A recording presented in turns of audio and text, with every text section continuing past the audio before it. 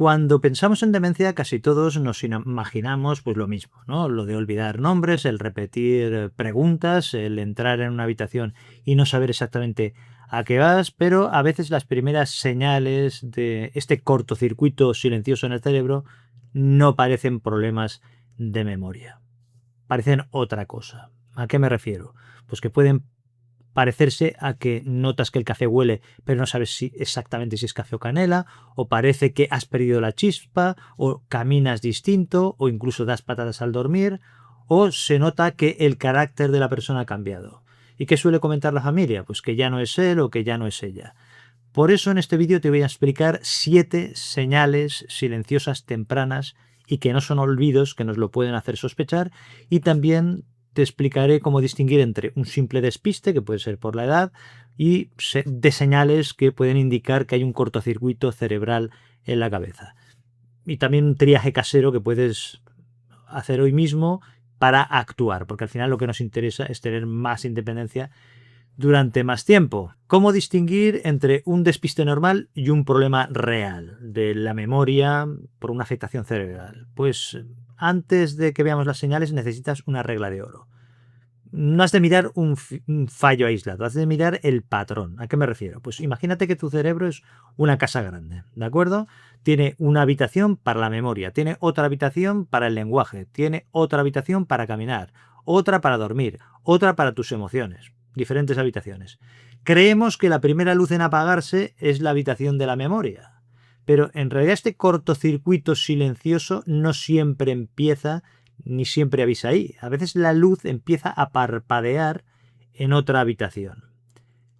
Por eso las familias no dicen que se le olvidan las cosas. Empiezan diciendo que ya no tiene interés, empiezan diciendo que camina distinto, empiezan diciendo que ya no parece la misma persona.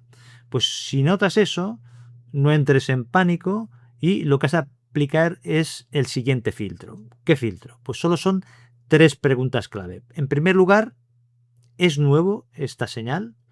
Si siempre fuiste despistado, pues no cuenta. Buscamos un cambio claro en la forma de ser. En segundo lugar, ¿va a más? No estamos hablando de una mala noche, de un mes que hayas tenido mucho estrés. Estamos hablando de algo que se repite y va empeorando.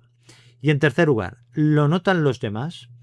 A veces tú puedes justificarlo diciendo que esto es la edad, que esto es un momento, pero resulta que tu familia nota un cambio que tú no notas. Resumiendo, es un cambio nuevo, progresivo y observado por otros. Ese es nuestro filtro para todo el vídeo. Es el patrón. Guárdalo bien porque no lo voy a repetir a cada paso. Y además, otra advertencia importante antes de seguir.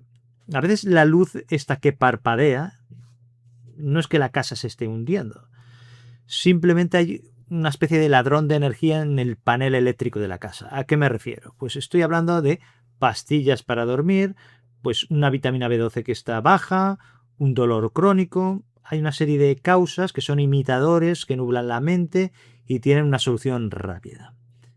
¿De acuerdo? Esto es lo primero que habría que descartar. Entonces vamos a la primera señal que nadie relaciona con el cerebro, o muy pocos, y se trata del olfato. ¿Qué tiene que ver la nariz, el olfato con el cerebro? La primera señal que estamos comentando parece bastante rara, porque casi nadie piensa que la nariz o el olfato está relacionado con la mente. Pensamos que puedes perder recuerdos, pero no que puedes perder olores. Pero a veces el cortocircuito silencioso empieza precisamente por ahí, por la nariz o por los olores. Hueles algo en la cocina y no sabes si es café o canela. La comida te sabe plana o los familiares te dicen, oye, que no hueles que la cocina se está quemando la tostada. Y tú ni te enteras. O sea que perder el olfato no significa automáticamente tener demencia. No es eso, porque yo mismo tuve un COVID grave y estuve durante 9 meses sin olfato y estoy bien ahora. También las alergias, los pólipos, todo esto puede estar relacionado y también con la edad de forma natural puede disminuir el olfato en muchas personas y esto no significa que tengan un problema cerebral ni nada por el estilo. Pero lo que nos interesa es no solo el huelo menos, el problema real es huelo algo pero no sé reconocer qué es exactamente. Es decir, que puedes tener café o canela delante y notas el olor pero no sabes identificarlo. Es decir, que el detalle médico es más fino que simplemente una pérdida de olfato. Piensa que el olfato viaja a zonas profundas del cerebro, zonas que están conectadas con tus recuerdos, con tus emociones. Si este apagón del olfato es nuevo y no hay un resfriado que lo explique, pues vigílalo. Es una luz que parpadea antes de que falle la memoria. La segunda señal es la apatía. Aquí hay mucha confusión con esto de la apatía porque la falta de ganas de hacer cosas no es siempre depresión. Me refiero a que no es simplemente estar triste o a tener un mal día, no es eso. La apatía es como un apagado interior. Es como si este cortocircuito silencioso del que hablábamos desconectara el cable de la iniciativa. Es decir, dejas de empezar cosas, dejas de implicarte, no tienes ganas de hacer nada. Imagínate a alguien que antes cuidaba sus plantas a diario y ahora las deja secar. O que no se perdía una charla de un club del que era socio o socia y de repente le da todo igual, no va a ninguno. No está enfadado, no está angustiado, no está angustiada, simplemente se siente como con más frialdad. No me nace, me da igual, no tengo ganas. En la depresión suele haber tristeza, culpa, sufrimiento. En cambio, en la apatía hay más bien una especie de desconexión emocional. Por eso lo que las familias suelen comentar y que notan los primeros es que ya no es la misma persona. A veces también es verdad que pueden convivir las dos cosas, una tristeza y un apagado. Y claro, esto también necesita atención y hay que valorarlo. Pero antes de que te asustes, por lo que te he estado explicando antes, lo que habría que hacer es revisar tu panel eléctrico. A veces la chispa se apaga por otros ladrones de energía. No es porque empiece una demencia. Puede ser dolor crónico constante, la falta de audición que te aísla, problemas en el tiroides, incluso una pérdida reciente, prefiero una reacción de duelo o aislamiento social. Por ejemplo, una reacción de duelo no es una demencia, esto apaga la chispa cualquiera si se muere un ser querido. Ahora bien, si este apagón emocional es nuevo, va a más, no hay una causa clara, pues no lo ignores. ¿Has visto esto en algún familiar? ¿Has visto un cambio de carácter sin que apareciera tristeza y que estuviera apático? Pues te leo los comentarios. La señal número 3 son fallos en el lenguaje. ¿A qué me refiero? Se te puede olvidar una palabra a mitad de una frase, a todos nos puede pasar. Es lo típico que tienes un término en la punta de la lengua y no te sale. Esto es normal a los 40 años, a los 60 años y a los 25, sobre todo cuando tienes mucho estrés y estás con agotamiento. Lo que nos interesa no es solo un fallo suelto en el lenguaje. Lo que enciende las alarmas es cuando falla el interruptor para recuperar información. ¿A qué me refiero? Que para comunicarte empiezas a dar rodeos todo el tiempo. La persona, en vez de decir microondas, empieza a decir el aparato de calentar. En vez de decir mando a distancia, dice, pues sí, el aparato de la tele. Las frases quedan a medias, pierdes el hilo de una charla sencilla. En fin, una pista de oro. Si a ti te molesta olvidar una palabra, pues suele ser estrés. Ahora bien, si es tu familia la que empieza a notar que tus frases han cambiado y que empieza a ser esto a llamar la atención, pues aquí hay que prestar atención. ¿Y por qué falla el lenguaje? Pues falla el lenguaje porque el cableado que organiza tus ideas pues está perdiendo potencia. Por ejemplo, te propongo un ejercicio para entender un poco este síntoma. Esto no es para medirte ni es para asustarte. Aquí lo que importa no es cuántos animales en el ejercicio recuerdas, sino si notas un cambio claro respecto a cómo eras antes. ¿En qué consiste? Pues si puedes pausa el vídeo, pillas un cronómetro y dices en voz alta todos los animales que se te ocurran durante un minuto. Y después me dices cómo te fue. Si te ha ido mal, puede ser por cansancio, por nervios, por estrés o porque este tipo de juego nunca fue lo tuyo. Lo ves como una tontería. Pero el resultado bajo no dice nada por sí solo, el número exacto de animales, quiere decir, que has recordado. Lo que importa es que si hacías este juego, resultaba muy fácil, pero en cambio ahora de repente te bloqueas por completo. Y esto nos lleva directos a la cuarta señal. Aquí la persona no empieza olvidando nombres, lo que empieza es perdiendo el plano de lo que iba a hacer. La cuarta señal es perder el plan. son tareas que antes hacías con los ojos cerrados, pero que ahora pues, se vuelven una especie de montaña. Esta es una señal fundamental porque en realidad no es un fallo de memoria, es un problema en lo que se llama función ejecutiva, de hacer las cosas. Es como si el cerebro perdiera los mapas de acción de lo que tiene que hacer. Imagínate que estás en la cocina, por ejemplo. Tienes una receta que has preparado 100 veces y quieres hacerla. Sabes qué plato es y sabes qué ibas a cocinar. Pero de repente te quedas parado, parada, sin saber el orden. O sea, te saltas pasos, pones ingredientes que no tocan, o en cantidades que no son, o enciendes el fuego y te bloqueas y no sabes qué tienes que hacer. El cableado que junta las piezas del plano se ha cruzado en tu cerebro, es un cortocircuito. No es que no te acuerdes, es que ya no sabes por dónde empezar y cómo seguir. Te lías. Esto ocurre igual cuando quieres organizar tus pastillas o quieres cuadrar una factura o cuando vas a usar el mando de la tele. Y lo que pasa es que la familia nota el cambio porque antes eras una persona resolutiva, que resolvías problemas, que llevabas la casa, y ahora de repente no. Pero antes de que te asustes hay que tener en cuenta una cosa, que hoy en día también las cosas son más difíciles. El banco está en la aplicación del móvil, la televisión tiene 3 mandos, la tecnología va cambiando cada día y muchas veces el problema no es nuestra mente, el problema es que la tecnología está mal diseñada y complican las cosas cada vez más. Pero si descartas la tecnología y el estrés y la falta de sueño y notas que tus tareas de siempre no funcionan, pues vigila el patrón porque igual está faltándote el plan. La señal número 5. ¿Cómo te mueves? Me refiero a pensar y caminar a la vez. La pregunta es, ¿puede la forma de que caminas decirnos algo de tu mente? Pues sí que puede, me explico. El caminar parece algo que es automático, pero en realidad no es solo cosa de las piernas. Piénsalo un momento, para dar un paso firme, tu cerebro tiene que estar coordinando el equilibrio, la vista y también la atención, el foco y todo ello a la vez. Aquí no hablo de caminar más despacio porque te duela la espalda o porque tengas artrosis en una rodilla, que esto te puede pasar con los años o porque tengas alguna enfermedad, por lo que sea. Estamos hablando de un cambio en el cableado motriz que pierde el aislamiento y da unos síntomas. ¿Esto cómo se detecta? Pues la señal más clara aparece cuando intentas hacer 2 tareas a la vez. Te pongo un ejemplo. Pues ir caminando por el pasillo mientras estás manteniendo una conversación o mientras estás recordando qué ibas a buscar. Si el cerebro tiene menos margen de maniobra, lo que pasa es un fenómeno curioso, que si piensas, te paras. Y si hablas, dejas de caminar. Es como si tu panel eléctrico en tu cerebro no pudiera soportar pues tanta carga junta. Pero cuidado, que antes de preocuparte habría que revisar las articulaciones, la vista, si tienes vértigo o medicamentos que pueden dar somnolencia.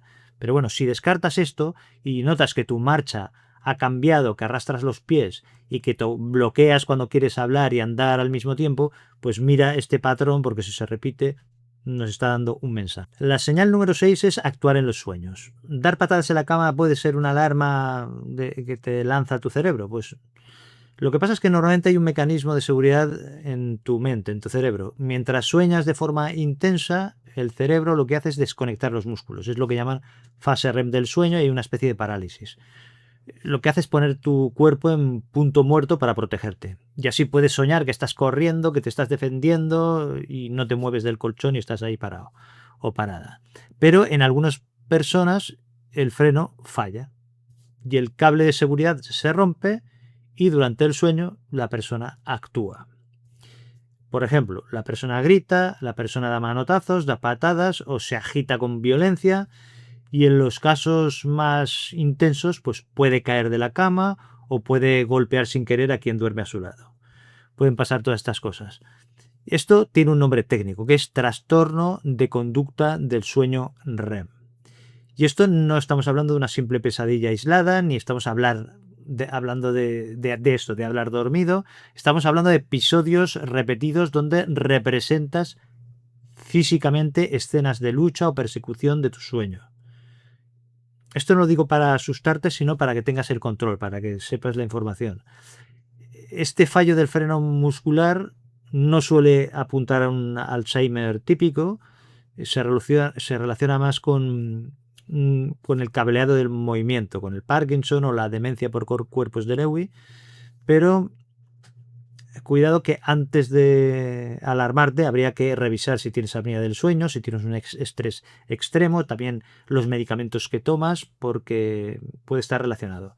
Si tu pareja te dice que anoche estabas peleándote en los sueños, que estabas gritando, que me diste una patada, pues esto no lo dejes pasar como si fuera una anécdota y lo apuntas, porque si esto se repite hay que consultarlo.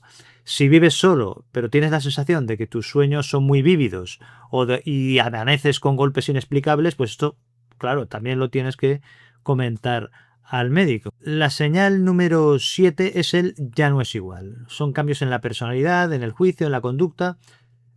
Son cambios de carácter que pueden ser el primer aviso de demencia. Y sí, es una señal de las que son más difíciles de aceptar. Porque cuando falla la memoria, la familia pues se preocupa, como es normal, pero cuando cambia la personalidad, pues empiezan a surgir reproches, conflictos, piensan que se ha vuelto la persona más egoísta o más tacaño o más insoportable, y aquí la idea no es resignarse a pensar que ya no es él, es tomar el control de la situación.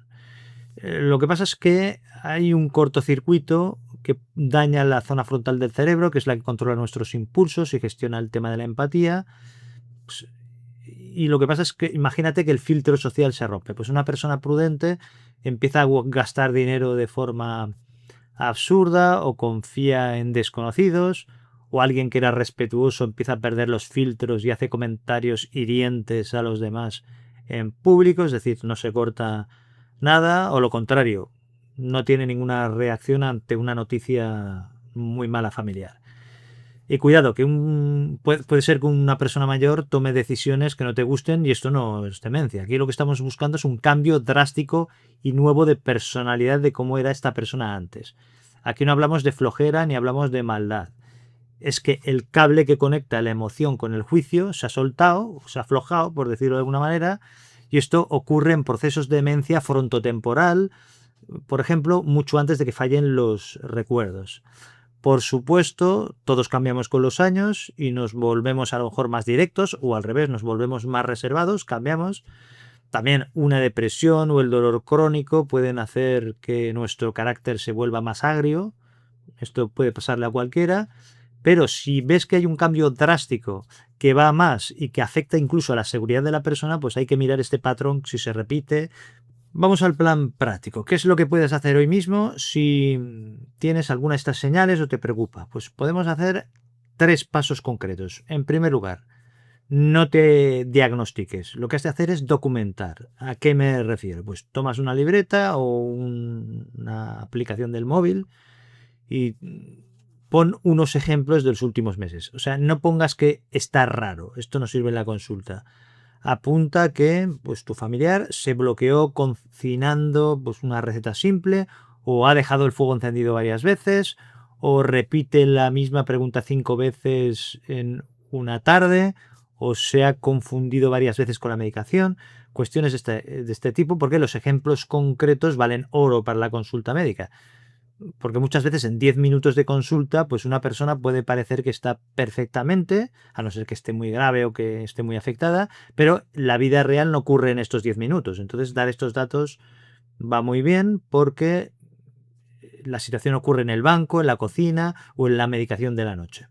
En segundo lugar, antes de pensar en demencia, hay que descartar a los imitadores, los que actúan en el panel eléctrico que comentaba antes. Hay causas que pueden copiar estas señales que he comentado y tienen solución.